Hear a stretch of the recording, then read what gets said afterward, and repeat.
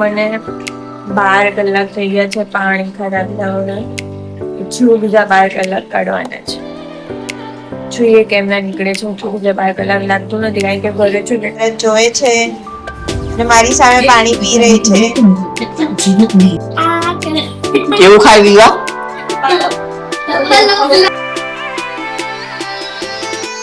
Good morning friends, જય શ્રી કૃષ્ણ. સ્વાગત છે તમારું આજના બ્લોગમાં. ચેલેન્જનો દિવસ ઉજવ્યો છે. ઓફિસ જવાનો ટાઈમ થઈ ગયો છે. હવે નાયા વગર નાયા લાગે છે. આજે બહુ કઠિન દિવસ છે, બહુ હાર્ડ દિવસ છે.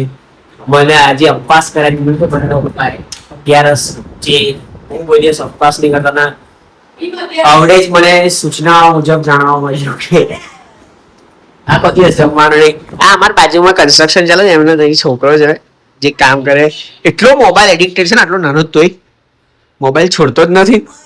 જો એ અત્યારથી મોબાઈલ મોબાઈલ મોબાઈલ હજુ તો 2 વર્ષનો જ હશે કદાચ. આ બેને નિર્જળા એકાદશી એટલે આખો દિવસ પાણી બી નહીં પીવાનું. અને આજે કદાચ આખા વર્ષની સૌથી મોટી 11 છે, ભીમ 11. એટલે 11 કરીને ભીમ જેવા ના થવાય, શક્તિ જતી રહે ઉપરથી. આ બધા હશે. આજે ઘરમાં બધાએ પહેલી વાર ઉપવાસ કર્યો. બાકી મારા માટે જમવાનું બંધ થઈ ગયું છે. તો આ મંદિર જઈ આવીએ, ફાસ્ટ રેડી થઈ જઈએ, પછી ઓફિસ જઈ આવીએ. હા એટલે 15 દિવસ ઉપવાસ કરવો બહુ સારું છે. અને બીજી સાયન્ટિફિક વે એવી બી છે કે પૂનમ આવે અને તમારા જે એ હોય ને, જે પેલું શું કહેવાય, ઓટ અને વેવ્સ ને આવે એના પ્રમાણે બી તમારી બોડી રહે. અને એઝ આપણા શાસ્ત્ર પ્રમાણે તમે એક એકાદશી કરો એટલે જે રામ ભગવાને એક અશ્વમેઘ કર્યો તો એવા 100 અશ્વમેઘનું પુણ્ય મળે. એટલે તમે બધા કરજો. હું તો આ કરીને પછી નહીં કરું. એટલે તમે કરજો. તો મંદિર જઈ આવીએ, મહાદેવને મળી આવીએ, પછી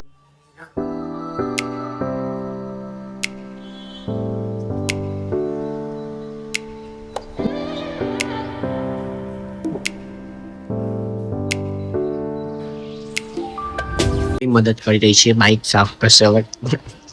પછી અમે ઓફિસ જવા નીકળી. સાત ટિફિનમાં છે મોરૈયો મારા. પીવાનું બી નહીં, ખાવાનું તો દૂર. મોરૈયો મેંગો કાતરી. ચા પેલા દૂધ પીએ પછી જઈએ ઓફિસ. આજે 9 વાગી ગયા છે, મોડું થઈ ગયું છે. પેલો ગાઈસ 5:30 થઈ ગયા છે. એટલે ઓલમોસ્ટ મને 12 કલાક થઈ ગયા છે પાણી ખરાબ થવાના. હજુ બીજા 12 કલાક કાઢવાના છે. જોઈએ કેમ ના નીકળે છે. હજુ બીજા 12 કલાક લાગતું નથી કારણ કે ઘરે છું એટલે ટાઈમ બિલકુલ નહીં જઈ દો. એવાર ઊંઘી ગઈ હતી, ઊંઘીને બી ઉઠી, ઊંઘમાં બી પાણી દેખાઈ રહ્યું હતું. મોં થયું છે કારણ કે થોડું હાઇડ્રેટ લાગે એટલા માટે. જોઈએ આ વખત ફાસ્ટ કેટલા ટાઈમ સુધી કરી શકું છું. જોઈએ, લેટ્સ સી. લાલાભાઈ ઓફિસ છે, જોઈએ બની રહો. ચાલો ગાઈસ, અમારા ઘરે પ્રાંસી આવી ગઈ છે રમવા. ઢીંગુડું આવી ગયું છે. ઢીંગુડું શું કરે છે? શું કરે છે? શું ખાય છે? શું ખાય છે તું? શું ખાય છે? હમણાં બધું બોલતી છે.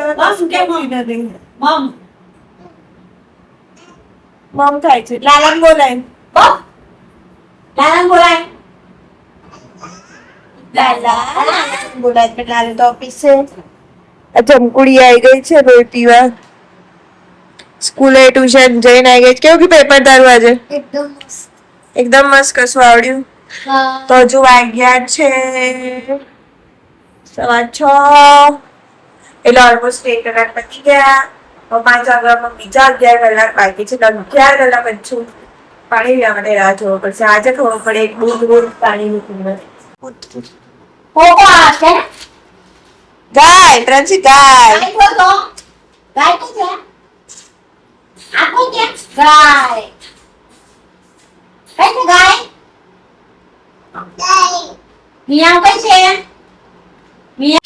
તો મમ્મી ને પ્રાંસી ધાબે આવી ગયા છે.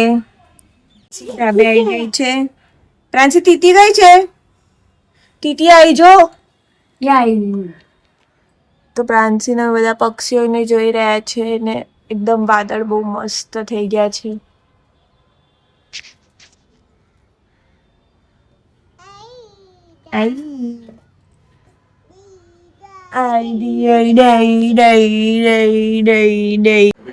મમ્મીએ ફરાળ કરી લીધું છે અને મહાભારત જોવે છે અને મારી સામે પાણી પી રહી છે. જેને પાણી ની મારે નિર્જળા ખાસ છે એટલે મારે પાણી પીવાનું નથી. મને બોટલ બતાવે છે કે જો આ પાણી પીવાનું છે અને મારે પાણી પીવાનું નથી. ઘરે આવી ગયા છે અમે. ઘરે જમકુડી બી છે, ડેબો પણ છે. આ ડેબો જમકુડીની બેન છે. શું કરે વિવા? કેવું કરે? કેવું ખાય વિવા? અમારા આજુબાજુ બી મસ્ત મસ્ત કેરેક્ટરો છે. આની ચોટલી કેવી બે ઊંચી થઈ છે.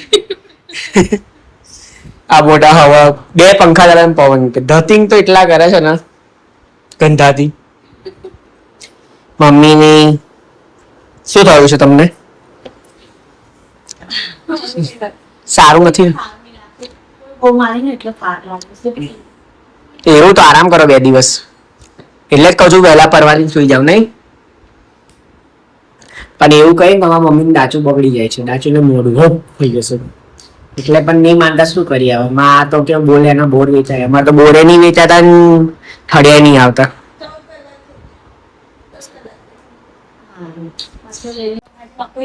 આજે શરીર જોડે સ્કેમ થઈ ગયો. હું ઘરે આવ્યો હતા, મને એવું હતું કે ઘેર જઈને મસ્ત ખાઈશ. પછી યાદ આવ્યું કે મેં 11 કરી છે એટલે આજે આમ ને આમ રાત કાઢવાની છે. અને મમ્મીની દવા લઈને આવી ગયા છે. ખબર નહીં શું થયું હતું પણ વીકનેસ હતી તો વાયરલ ઇન્ફેક્શન છે એવું કીધું. સો આજે સર્વ ઘરને 11 છે એટલે કોઈ જમવાનું છે નહીં.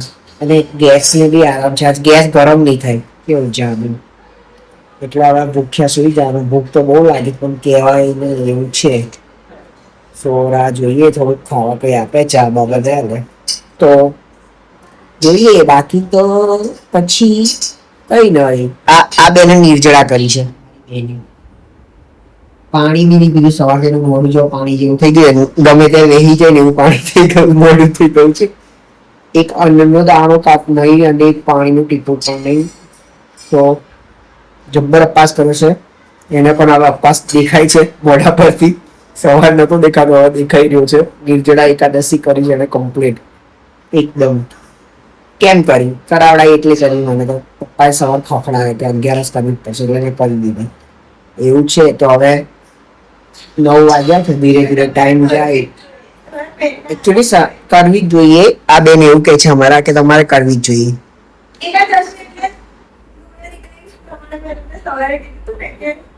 અગિયારના દિવસે આવે તો અત્યારે ટાઈડ આવતી હોય લોશનમાં અને તમારું બોડી બી 70% બોર્ડર બનેલું છે તો તમારી આખી સિસ્ટમને આરામ મળે અને બહુ સારું છે. ટાઈડ એટલે ભરતી કે છે. ભરતી એ દરિયાના મોજા જે ઊંચા ઊંચા થાય ને એને એ કે છે. તો એવું છે કે ભરતી આવે શરીરમાં બી પાણી હોય તો પાણી બી ઊંચું ખેંચાય. એટલે દરિયામાં મોજા આવે ત્યારે કંટ્રોલ કરવું એવું કે છે.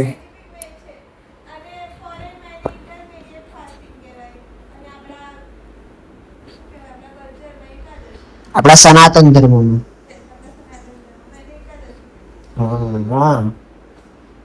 તો આજનું જ્ઞાન અહીંયા જ રાખીએ. તમને ખબર પડી ગઈ કે કેમ એકાદશી કરવી જોઈએ એટલે તમે પણ કરજો. શરીર સારું રહે એના માટે. ખાઈને કરવાની પણ ફ્રૂટ્સ ખાઈને કરવાની. ચોખા નહીં ખાવાના, ઘઉં નહીં ખાવાના અને નોર્મલ સોલ્ટ નહીં ખાવાનું. સિંધવ સોલ્ટ આવે એ ખાવાનું. સિંધવ મીઠું કે નહીં ખાવાનું. તો કરવી તમારે બધાએ બી.